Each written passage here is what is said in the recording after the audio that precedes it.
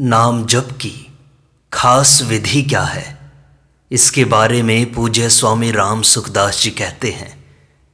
खास विधि है कि भगवान के होकर भगवान के नाम का जप करें। हो ही राम को नाम जपू, तुलसी तजी कुसमाजू। अब थोड़ी दूसरी बात बताते हैं। भगवान के नाम का जप करो, पर जप के साथ में प्रभु के स्वरूप का चिंतन भी होना चाहिए। जैसे गंगा जी का नाम लेते हैं तो गंगा जी की धारा दिखाई देती है कि ऐसे बह रही है। गौ माता का नाम लेते हैं तो गाय का रूप दिखाई देता है। ऐसे ब्राह्मण का नाम लेते हैं तो ब्राह्मण रूपी व्यक्ति दिखाई देता है, मन में एक स्वरूप आता है। ऐसे राम कहते ही धनुषधारी राम दिखाई देने चाहिए मन से। इस प्रकार नाम लेते हुए मन से भगवान के स्वरूप का चिंतन करो। यह खास विधि है। पातंजल योग दर्शन में लिखा है, तज्जपस्तदर्थ भावनम तस्य वाचकः प्रणवः। भगवान के नाम का जप करना और उसके अर्थ का चिंतन करना, अर्थात नाम लेते जाओ और उसको याद करते जाओ। श्री कृष्ण के भक्त हों तो उनके चरणों की शरण होकर श्री कृष्णः शरणम मम, इस मंत्र को जपते हुए साथ साथ स्वरूप को याद करते जाओ। नाम जप की यह खास विधि है। एक विधि तो उसके होकर नाम जपना और दूसरी विधि नाम जपते हुए उसके स्वरूप का ध्यान करते रहना।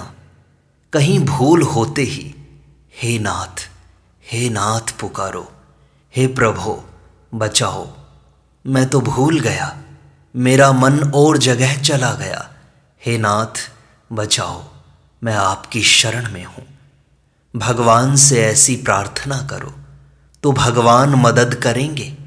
उनकी मदद से जो काम होगा वह काम आप अपनी शक्ति से कर नहीं सकेंगे। इस वास्ते भगवान के नाम का जप और उनके स्वरूप का ध्यान, ये दोनों साथ में रहें। भगवद गीता में कहा, ओम इत्येकाक्षरम ब्रह्म व्याहरन् माम अनुस्मरन्। ओम, इस एक अक्षर का उच्चारण करें और मेरा स्मरण करें। यह जगह जगह बात आती है। इस वास्ते भगवान के नाम जप के साथ भगवान के स्वरूप की भी याद रहे। नाम जप दिखावटीपन में न चला जाए, अर्थात मैं नाम जपता हूँ तो लोग मुझे भक्त माने, अच्छा माने, लोग मेरे को देखें। यह भाव बिल्कुल नहीं होना चाहिए। यह भाव होगा तो नाम की बिक्री हो जाएगी, नाम का पूरा फल नहीं मिलेगा, क्योंकि आपने नाम को मान बढ़ाई में खर्च कर दिया। इस वास्ते दिखावटीपन नहीं होना चाहिए नाम जप में। नाम जप भीतर से होना चाहिए, लगन पूर्वक। लौकिक धन को भी लोग दिखाते नहीं, उसको भी तिजोरी में बंद रखते हैं। तो लौकिक धन जैसा भी यह धन नहीं है क्या, जो लोगों को दिखाया जाए, लोगों को पता लगे। तो क्या भजन किया, गुप्त रीति से करें, दिखावटीपन बिल्कुल ना आए। नाम जप भीतर ही भीतर करते रहें, एकांत में करते रहें, मन ही मन करते रहें और मन ही मन से पुकारें, लोगों को दिखाने के लिए नहीं। लोग देख लें तो उसमें शर्म आनी चाहिए कि मेरी गलती हो गई। लोगों को पता लग गया। हमें एक महात्मा मिले थे, उन्होंने एक बात बताई। प्रहलाद जी को इतना कष्ट क्यों पाना पड़ा? प्रहलाद जी ने अपना भजन प्रकट कर दिया। अगर वे प्रकट न करते तो उनको इतना कष्ट क्यों पाना पड़ता? इस वास्ते अपना भजन प्रकट न करें, किसी को पता ही न होने दें कि यह भगवान का भजन करता है। बहनों माताओं को चाहिए कि वे ऐसी गुप्त रीति से भगवान के भजन में लग जाएं। देखो, गुप्त रीति से किया हुआ भजन बड़े महत्व का होता है। पाप भी गुप्त किए हुए बड़े भयंकर होते हैं। भजन भी बड़ा लाभदायक होता है। गुप्त दिया हुआ दान भी बड़ा लाभदायक होता है। गुप्त दान कौन सा है? घर वालों से छिपा कर देना चोरी है, गुप्त दान नहीं। गुप्त दान कौन सा है? जिसके घर में चला जाए उसे पता नहीं चले कि कहाँ से आया है, किसने दिया है, देने वाले का पता न लगे, यह गुप्त दान होता है। घर वालों से छिपा कर देना चोरी है, चोरी का पाप होता है।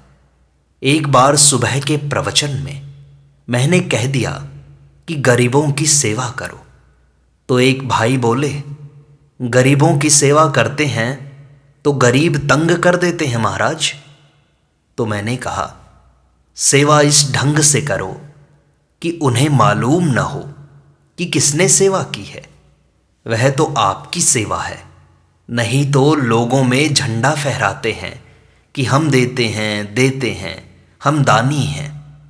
भीड़ बहुत हो जाएगी, लोग लूट लेते हैं, तंग करते हैं। यह सेवा का भाव नहीं है, केवल वाहवाही लेनी है और कुछ नहीं है। भीतर का भाव हो जाए कि इनके घर कैसे चीज पहुंच जाए, बस किस तरह से इनकी सहायता हो जाए, बस कैसे गुप्त दिया जाए, तो उस दान का माहात्म्य है। ऐसे ही गुप्त रीति से भजन हो, भगवान के नाम का जप भीतर ही भीतर हो। नाम जप भीतर से नहीं होता है तो बोलकर करो, कोई परवाह नहीं। पर भाव दिखावटीपन का नहीं होना चाहिए। कोई देख भी ले तो वह इतना दोष नहीं है, प्रत्युत दिखावे का भाव महान दोष है। आप नित्य निरंतर भजन में लग जाओ। कहीं कोई देख भी ले तो सावधान हो जाओ। उसके लिए यह नहीं कि हमारा भजन ही बंद हो जाए।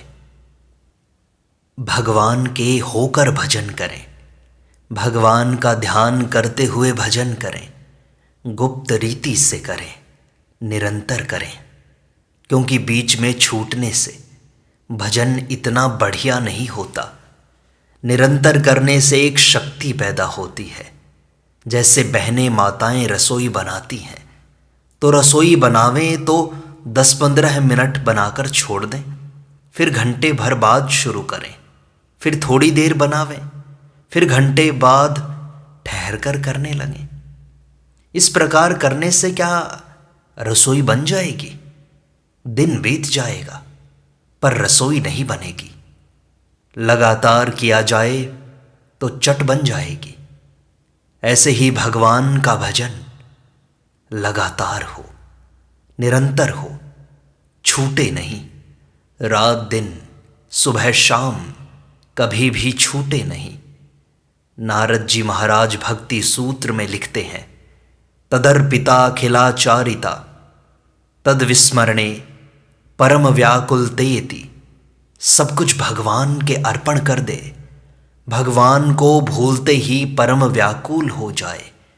जैसे मछली को जल के बाहर रख दिया जाए तो वह फड़फड़ाने लगती है, इस तरह से भगवान की विस्मृति में हृदय में व्याकुलता हो जाए।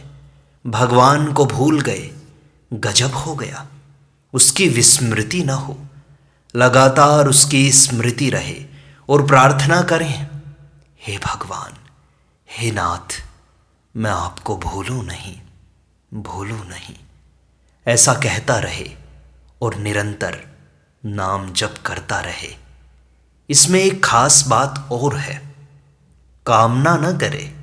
अर्थात मैं माला फेरता हूं, मेरी लड़की का ब्याह हो जाए, मैं नाम जपता हूं तो धन हो जाए, मेरे व्यापार में लाभ हो जाए, ऐसी कोई भी कामना ना करें। यह जो संसार की चीजों की कामना करना है, यह तो भगवान के नाम की बिक्री करना है। इससे भगवान का नाम पुष्ट नहीं होता, उसमें शक्ति नहीं आती।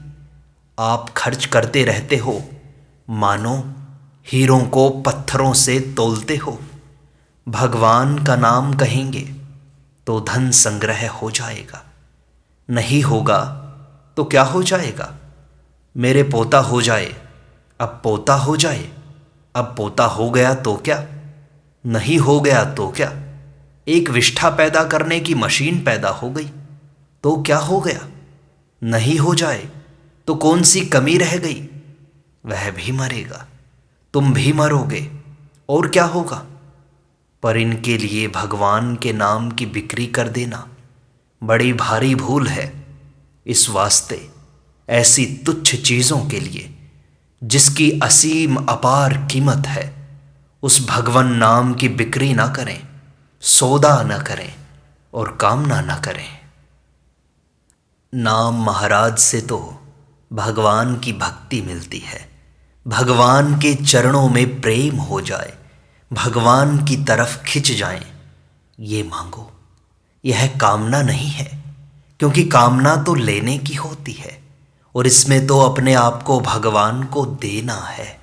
आपका प्रेम मिले, आपकी भक्ति मिले, मैं भूलूं ही नहीं, ऐसी कामना खूब करो। संतों ने भगवान से भक्ति मांगी है, अच्छे अच्छे महात्मा पुरुषों ने भगवान के चरणों में प्रेम मांगा है। भगवान शंकर मांगते हैं, बार बार बर मांगऊं हर्षि देहु श्रीरंग, पद सरोज अनपायनी भक्ति सदा सत्संग। तो उनके कौन सी कमी रह गई? पर यह मांगना सकाम नहीं है। तीर्थ दान आदि जितने पुण्य हैं, उन सब का एक फल मांगे कि भगवान के चरणों में प्रीति हो जाए।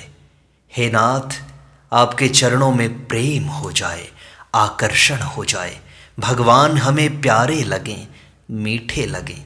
यह कामना करो। यह कामना सांसारिक नहीं है। भगवान का नाम लेते हुए आनंद मनाओ, प्रसन्न हो जाओ कि मुख में भगवान का नाम आ गया, हम तो निहाल हो गए। आज तो भगवान ने विशेष कृपा कर दी, जो नाम मुख में आ गया। नहीं तो मेरे जैसे के लिए भगवान का नाम कहाँ, जिनके याद करने मात्र से मंगल हो जाए। ऐसे जिस नाम को भगवान शंकर जपते हैं, वह नाम मिल जाए हमारे को। कलियुगी तो हम जीव, और राम नाम मिल जाए तो बस मौज हो गई। भगवान ने विशेष ही कृपा कर दी, ऐसी सम्मति मिल गई। हमारे को भगवान की याद आ गई, भगवान की बात सुनने को मिल गई, भगवान की चर्चा मिली, भगवान का नाम मिला, भगवान की तरफ वृत्ति हो गई है। ऐसे समझकर खूब आनंद मनाएं, खूब खुशी मनाएं, प्रसन्नता मनाएं। एक बात और विलक्षण है, उस पर आप ध्यान दें, बहुत ही लाभ की बात है। जब कभी भगवान अचानक याद आ जाएं, भगवान का नाम अचानक याद आ जाए, भगवान की लीला अचानक याद आ जाए, उस समय यह समझें कि भगवान ने मेरे को याद किया है, वो मुझे याद करते हैं। भगवान ने अभी मेरे को याद किया है, नहीं तो मैंने उद्योग ही नहीं किया, फिर अचानक ही भगवान कैसे याद आ गए। ऐसा समझकर प्रसन्न हो जाओ कि मैं तो निहाल हो गया, मेरे को भगवान ने याद कर लिया, अब और काम बाद में करेंगे, अब तो भगवान में ही लग जाना है, क्योंकि भगवान याद करते हैं, ऐसा मौका कहाँ पड़ता है। ऐसे लग जाओ तो बहुत ज़्यादा भक्ति है। जब अंगद रवाना हुए और उनको पहुँचाने हनुमान जी गए, तो अंगद ने कहा, बार बार रघुनाय कही सुरती कराए हूँ मोही। याद कराते रहना राम जी को। तात्पर्य, जिस समय अचानक भगवान याद आते हैं, उस समय को खूब मूल्यवान समझकर तत्परता से लग जाओ। इस प्रकार 6 बातें हो गई। गुप्त अकाम निरंतर ध्यान सहित सानंद, आदर जुत जप से तुरत पावत परमानंद। कई भाई कह देते हैं हम तो खाली राम राम करते हैं। ऐसा मत समझो, यह राम नाम खाली नहीं होता। जिस नाम को शंकर जपते हैं, सनकादिक जपते हैं, नारद जी जपते हैं, बड़े बड़े ऋषि मुनि संत महात्मा जपते हैं, वह नाम मेरे को मिल गया, यह तो मेरा भाग्य ही खुल गया है। ऐसे उसका आदर करो। जहाँ कथा मिल जाए उसका आदर करो। भगवान के भक्त मिल जाएं, उनका आदर करो। भगवान की लीला सुनने को मिल जाए तो प्रसन्न हो जाओ कि यह तो भगवान ने बड़ी कृपा कर दी। भगवान मानो हाथ पकड़कर मुझे अपनी तरफ खींच रहे हैं। भगवान मेरे सिर पर हाथ रखकर कहते हैं, बेटा आजा।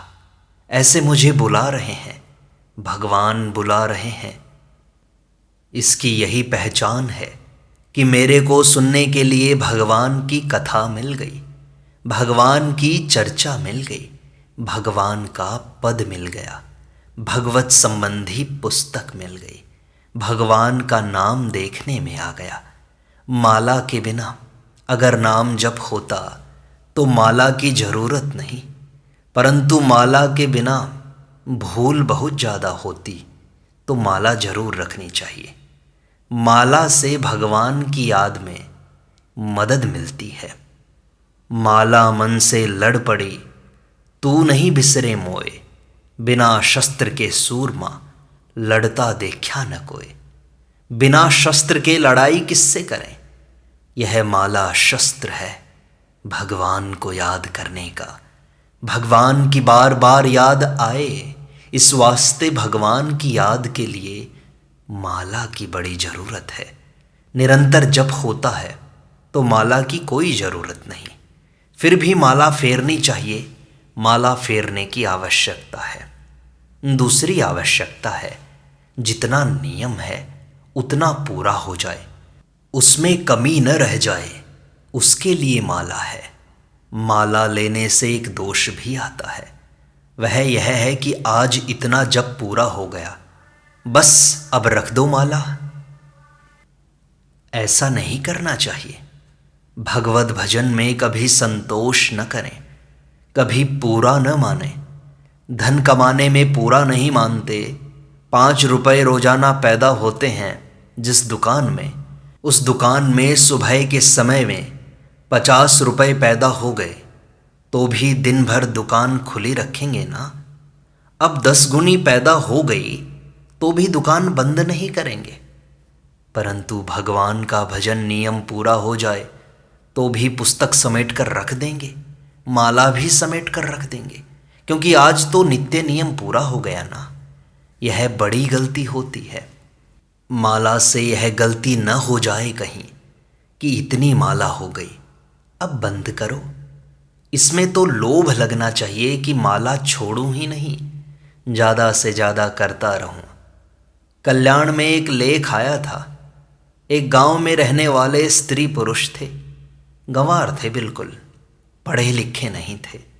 वे माला से जप करते तो एक पाव भर उड़द के दाने अपने पास रख लेते। एक माला पूरी होने पर एक दाना अलग रख देते। ऐसे दाने पूरे होने पर कहते कि मैंने पाव भर भजन किया है। स्त्री कहती मैंने आधा सेर भजन किया, आधा सेर माला भजन किया। उनकी यही संख्या थी। तो किसी तरह भगवान का नाम जपे, अधिक से अधिक सेर, 2 सेर भजन करो। यह भी भजन करने का तरीका है। जब आप लग जाओगे तो तरीका समझ में आ जाएगा। जैसे सरकार इतना कानून बनाती है, फिर भी सोच करके कुछ न कुछ रास्ता निकाल ही लेते हो ना। भगवान की लगन होगी तो रास्ता नहीं निकलेगा क्या? लगन होगी तो निकाल लोगे। सरकार तो कानूनों में जकड़ने की कमी नहीं रखती, फिर भी आप उससे निकलने की कमी नहीं रखते। कैसे न कैसे निकल ही जाते हैं। तो संसार से निकलो भाई, यह तो फंसने की रीति है।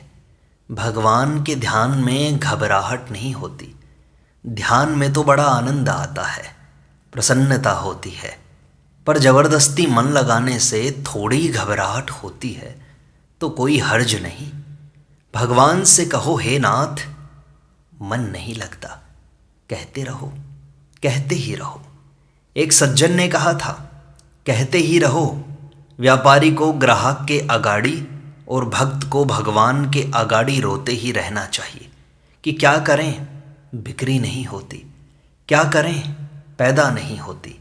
ऐसे भक्त को भगवान के अगाड़ी क्या करें महाराज, भजन नहीं होता है, हे नाथ मन नहीं लगता है।